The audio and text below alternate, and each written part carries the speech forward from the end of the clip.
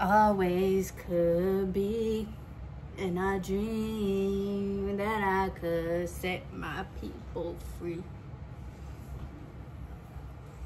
That I could set my people free.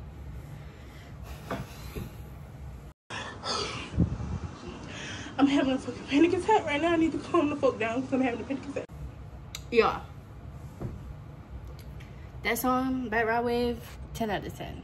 Let me position this a little more. Yeah. That song, Bad Rod Wave, 10 out of motherfucking 10 cents across the board. Do.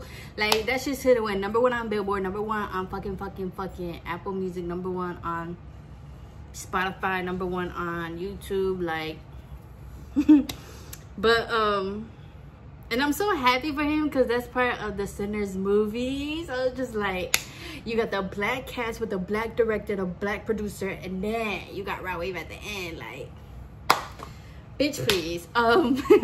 But how are you guys doing?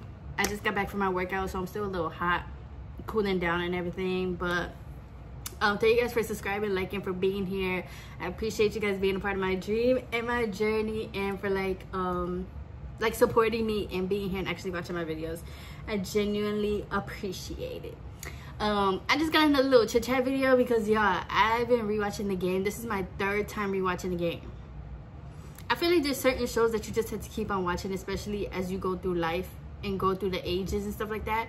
Because now watching it, I have a completely different outlook on the whole show. Like, the whole show is still good and everything like that, but I have a completely different outlook, like, on the characters. Like, the first couple times I watched it, it was just like, oh, okay, like, I was fucking with the drama, you know what I'm saying? It was like Melanie and Derwin, like, they were cute, and Kelly and Jason, you know, it was like, but understandable, you know, love is love. Hey, living your truth. If you love somebody, you love somebody.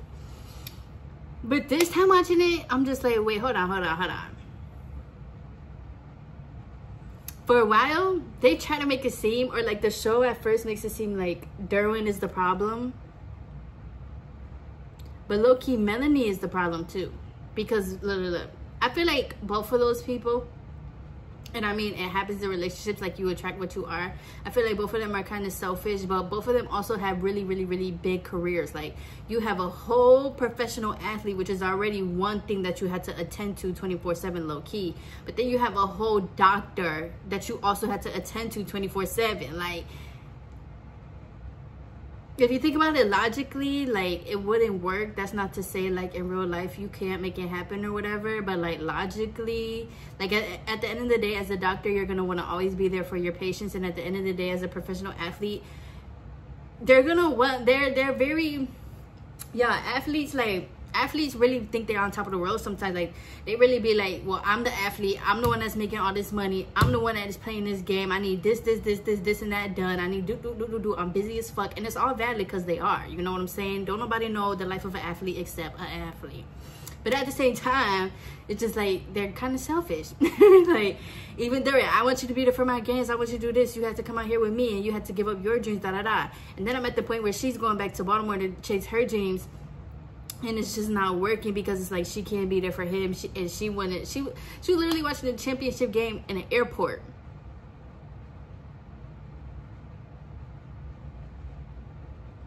I'm all for go for your dreams, but honey, your husband is in a championship game.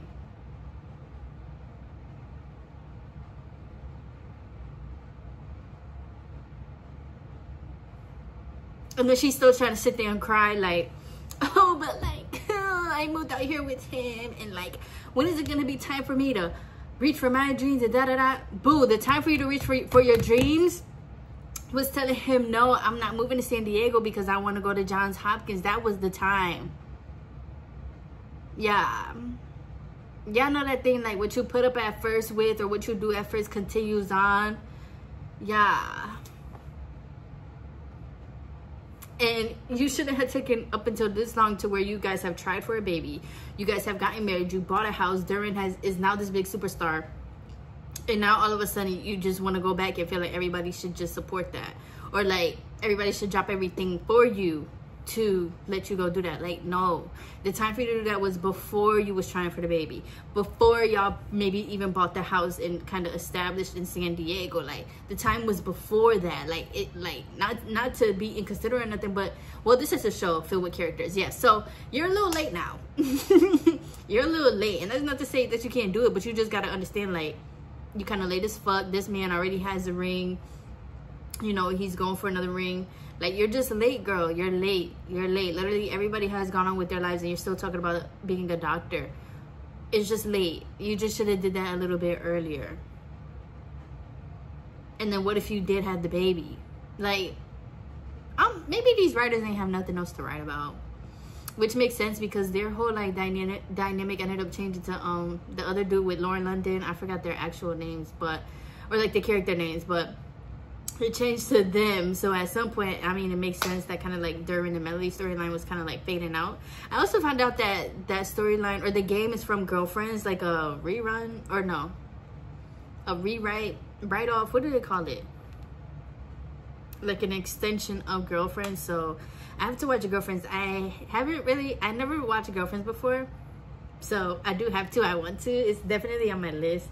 So maybe I'll have even more like background about all these characters, because yeah. And then even like Jason and Kelly, y'all, that shit was like same thing, girl. You was putting up with that shit. You was putting up with his cheap ass, like, and then at some point you was just like, you know what, fuck this, I don't want to do it anymore. And then even that, like, people still just be crying and stuff like that. Like, I get love is love and you love somebody, but part of loving somebody is also loving yourself and having the patience and like the grace and everything to let go.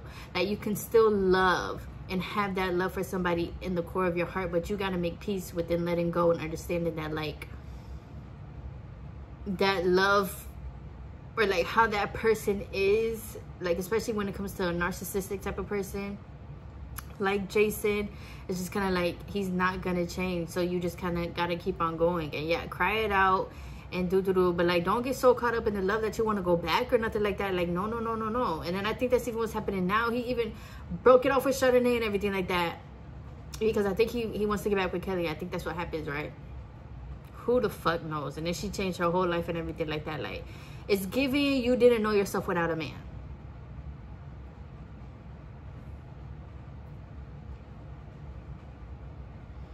Yeah. And as always, my favorite character is always gonna be Miss Tasha Mack. Period. Point blank. Like, the fuck? I love Tasha Mack. Of course, she got her problems with men and everything like that too. Damn, all of them just be doing shit. But you know what's crazy? This is a bunch of people's real lives out there right now. Same thing with like Insecure. I had to watch Insecure again, y'all. I've already watched it like 3 times, but I do have to watch it again. Just because, like I keep saying, I'm 25 now. Like, I'm at a big peak in my life, so, or a big like milestone. So I did have to watch Insecure again. But even Insecure, like, these things really be like our lives where we can start relating to these characters and what we want to do and everything like that. So of course it's cool to watch and everything like that, but yeah. Another thing that I want to talk about once again, yes, and I'm gonna keep on talking about it and I'm gonna keep raising awareness for it, because I'm out here doing the do. Like, I'm out here doing my ancestors' work that I need to be doing. Marriage before kids. I understand that that's probably not, like, it's not, how do I want to say this? I understand that not everybody wants to get married. I get that. I get that. I also get that some people are comfortable, and I get the cycles. Y'all already know. Y'all know me. I know I have knowledge on all of that. That some people are comfortable. Cycles keep on going. You know, where people do just have kids before marriage. Ba-da-da. But I do want to like raise awareness and keep on speaking on a whole nother perspective of life. Sometimes marriage is not about a woman taking all your money or a man doing this and like da-da-da. That's where y'all are kind of marrying people that you probably shouldn't be married to. Marriage, to me, and this is the other thing too, sometimes you can't go based off of what you see through life. You have to kind of read and do your own evaluation of things if you want to change things or if you want things to be different, which once again I understand not everybody does. But me personally, I believe marriage really is just like there's benefits to it. People be like, oh, there's no benefits, it's not gonna make him stay, da da da. Like, first of all, what is marriage gonna make you stay? Let's really talk about that, because we love to be like, man, they cheat. Like, a man, like, no matter what you do, like, a man will never stay with you. Like, you could cook, you could clean, you could suck his dick, da da da, and he just like, he not gonna stay with you. Like, you could have all his kids and like he will leave you for dead with them kids. Like y'all, let's start saying different stories, okay? Even if we don't see them, let's start saying, once again, like me, marriage is about two people just coming together and saying, I love you, I like you as a person, and I want to share my life with you. I want to share and go through life with you. Like, marriage is about that person that you can see with going on vacations with, raising children with, living, or maybe not, everybody's different. You know, somebody that genuinely, like, when you want to do something, they're the first person that pops in your head to do it most times. Or, you know, maybe, like, for me personally, I might cook and I'm like, I want to share this with my person, you know. Or maybe you have like dreams, ideas, and you want to, and you, that's the person that you're thinking about that you want to share with, and they're supporting you, and it's genuinely like your best friend, and then y'all get married. But the other part of marriage, y'all, is the legal part. We cannot continue to forget the legal part of marriage in terms of like, and I know we don't want to think about it, but it happens in terms of like medically, right? So people don't want to get married, but they'll have kids by people. And then the thing with women is like, once they're already having the kids and you bring up like, oh, have you ever, do you want to get married? Like, you're having all these kids but no marriage. And then women love to be like, but it's my body, and like, you don't pay my bills, and like, you're not taking care of the kid, and like, and it's like, I get all of that. It's your life. Yes, of course. What's written for you ain't written for me. Okay, cool. But at the same time, it's like, sometimes we just need to have these conversations of like, you're putting your body, you're sacrificing your body.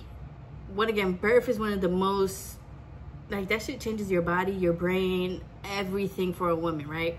So you're willing to put your body through all that for somebody that at the end of the day cannot legally say anything over your life if you are in like on your deathbed. And you could sit and he could be in the hospital like, that's my girlfriend, like, that's my baby, she's having my baby, like, that's my girlfriend, like, I want you to say my girlfriend, no, I want you to say the baby, da da da. And the doctor, and most of the time the doctors and the nurses are gonna be like, but are you married? Like, where's the marriage certificate? They're not gonna listen to you. They're gonna either go to her mom or her kid, or sorry, not her kids, I'm thinking about the mom. They're either gonna go to her mom or like the siblings, next of kin type of thing. And if you're not married, you're not next of kin. You're not kin at all. Just because you're binded together by this baby does not mean that in the eyes of the law, you're next of kin. No. And that's another thing too. How dare us bind ourselves by babies and DNA and like produce these fruits that are out here on earth now living, but not want to bind ourselves through signing a paper and saying we're married and you're my husband.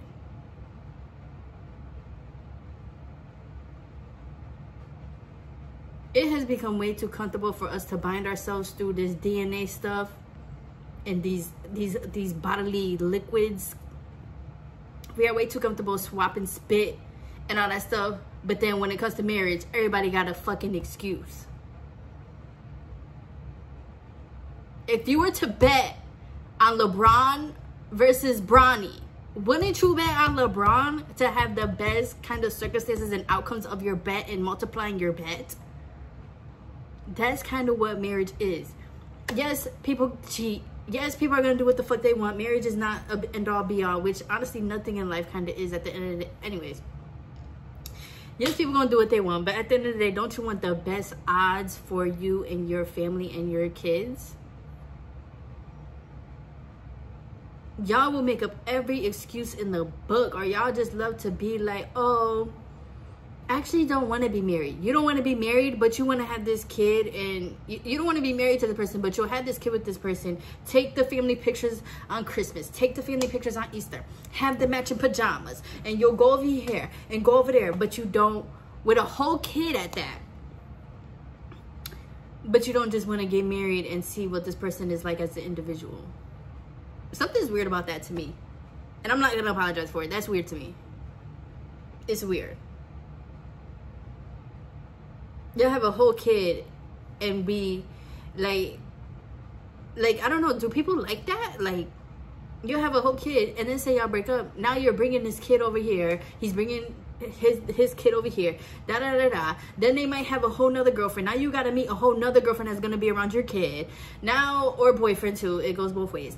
Now you got to go over there. You don't even know what's happening with your kid when they're at this person's house. Not saying bad, well, bad things do happen, but not saying that's for everybody, of course, I know. But, sorry, y'all. Now you're like, bringing this kid back and forth, back and forth. The kid is seeing that back and forth, back and forth, back and forth, back and forth. Like, is this really the life you want for your kid and yourself? Versus if you're married, you're together.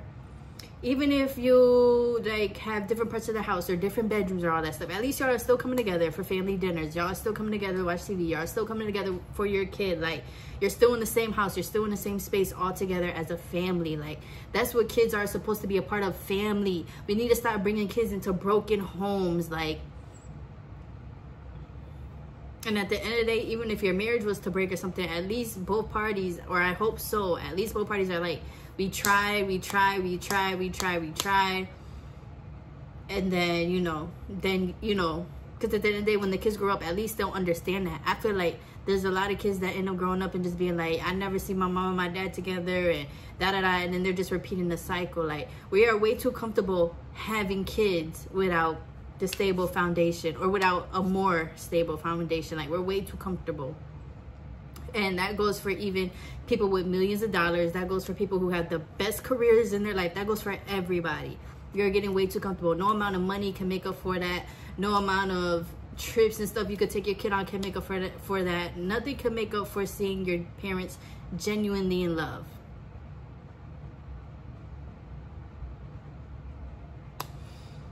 So yeah, I'm gonna end the video right there. Yeah, let her cook. So thank you guys for watching my video and for once again being a part of my YouTube. Once again, I hope everybody's taking care of their mental health and like, continue having fun, continue being happy, continue indulging in yourself, taking care of yourself, loving yourself, and continue pouring that back out to your friends and your family. And, you know, just continue being the best you. Continue giving us that. Continue giving the world that, because we need to see it, okay? I love you guys. Bye.